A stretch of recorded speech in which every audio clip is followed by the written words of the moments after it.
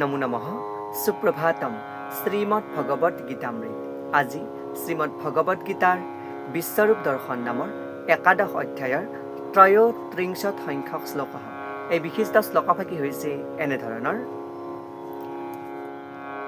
তস্মাৎ তমুত্তিষ্ঠ য়শো লভস্য জিত্বা শত্ৰুন ভুঙ্ক্ষ্ব ৰাজ্যং সমৃদ্ধম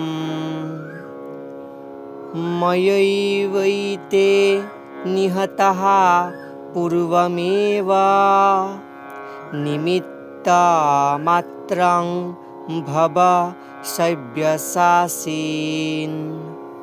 এই বিশিষ্ট শ্লোকফাকিৰ বক্তা হৈছে শ্ৰীমৎ ভগৱত শ্ৰীকৃষ্ণ। শ্লোকফাকিৰ অসমীয়া অৰ্থ হৈছে এনেধৰণৰ: গতিকে তুমি উঠা, যুদ্ধ কৰিবলৈ সাজু হোৱা আৰু যশ লাভ কৰা, শত্ৰুক পৰাভূত কৰি সমৃদ্ধশালী ৰাজ্য ভোগ কৰা।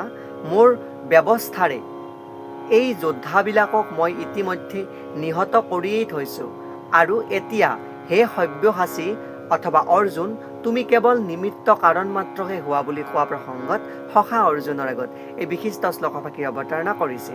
শ্লোকফাকিত ভগৱান শ্ৰীকৃষ্ণই সখা অৰ্জুনক সব্যসাচী ৰূপে অৱতাৰণা কৰাইছে বা সম্বোধন কৰিছে। সব্যসাচী মানে যাৰ দুয়োখন হাতেৰে যুদ্ধ কৰিব পাৰে বা কৰ্ম কৰিব পাৰে, তেওঁ সব্যসাচী বুলি কোৱা হয়। আৰু এই প্ৰসংগত ভাষ্যকাৰে উল্লেখ কৰিছে যে ৰণক্ষেত্ৰত নিপুণভাৱে শৰণ নিক্ষেপ কৰিব পৰাজনেই হ'ল সব্যসাচী বোলা হয়।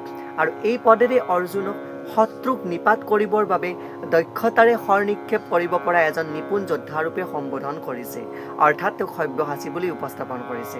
আৰু ইয়াতে যি নিমিত্ত মাত্ৰম পদটোৰ দ্বাৰাই বুজাইছে যে পৰমেশ্বৰৰ আঁচনি অনুসাৰে সমগ্ৰ জগতখন চলি আছে।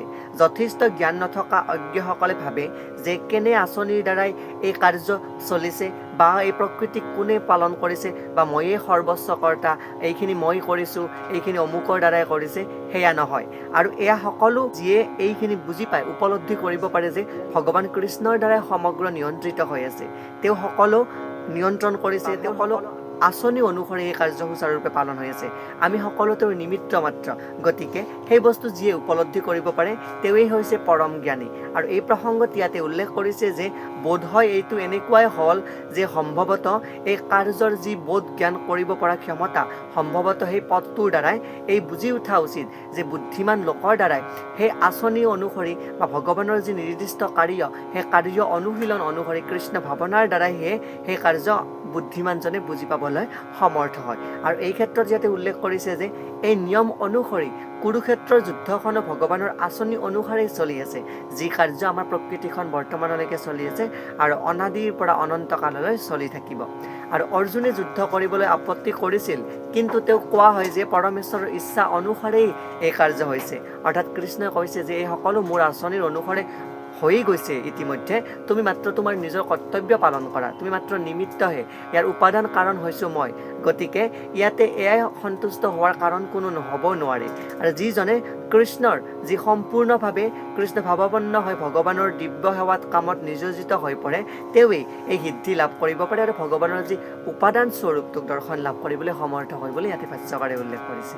এয়াই উক্ত বিশিষ্ট শ্লোকফাকিৰ সৰল গুণাৰ্থ। ধন্যবাদ।